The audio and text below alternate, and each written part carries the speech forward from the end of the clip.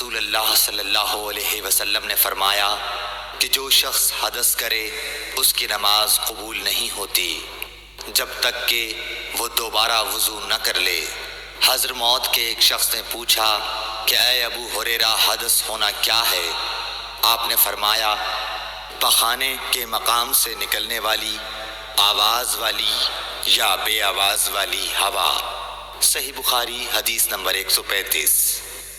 رسول اللہ صلی اللہ علیہ وآلہ وسلم نے فرمایا کہ میری امت کے لوگ وضو کے نشانات کی وجہ سے قیامت کے دن سفید پیشانی اور سفید ہاتھ پاؤں والوں کی شکل میں بلائے جائیں گے، تو تم میں سے جو کوئی اپنی چمک بڑھانا چاہتا ہے تو وہ بڑھا لے، یعنی وضو اچھی طرح کر لے۔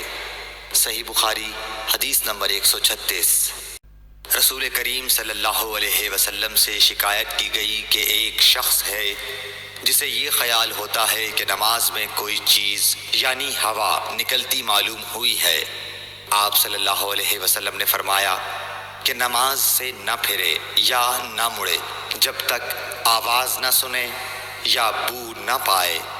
صحیح بخاری حدیث نمبر 137۔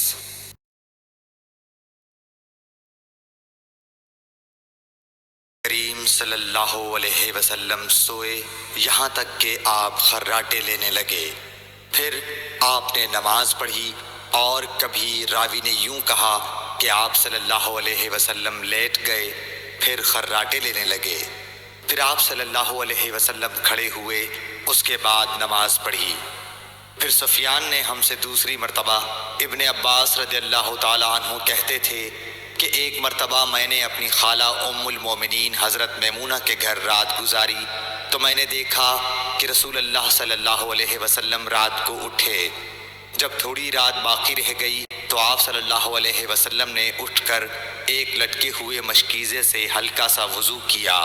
عمرو اس کا ہلکا پن اور معمولی ہونا بیان کرتے تھے، اور آپ کھڑے ہو کر نماز پڑھنے لگے تو میں نے بھی اسی طرح وضو کیا جس طرح آپ صلی اللہ علیہ وسلم نے کیا تھا، پھر آ کر آپ کے بائیں طرف کھڑا ہو گیا۔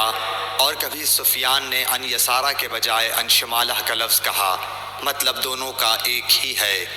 پھر آپ صلی اللہ علیہ وسلم نے مجھے پھیر لیا اور اپنی داہنی جانب کر لیا، پھر نماز پڑھی جس قدر اللہ کو منظور تھا، پھر آپ لیٹ گئے اور سو گئے حتیٰ کہ خراٹوں کی آواز آنے لگی۔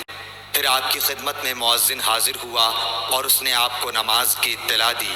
آپ صلی اللہ علیہ وسلم اس کے ساتھ نماز کے لیے تشریف لے گئے، پھر آپ نے نماز پڑھی اور وضو نہیں کیا۔ سفیان کہتے ہیں کہ ہم نے عمروں سے کہا، کچھ لوگ کہتے ہیں کہ رسول اللہ صلی اللہ علیہ وسلم کی آنکھیں سوتی تھیں، دل نہیں سوتا تھا۔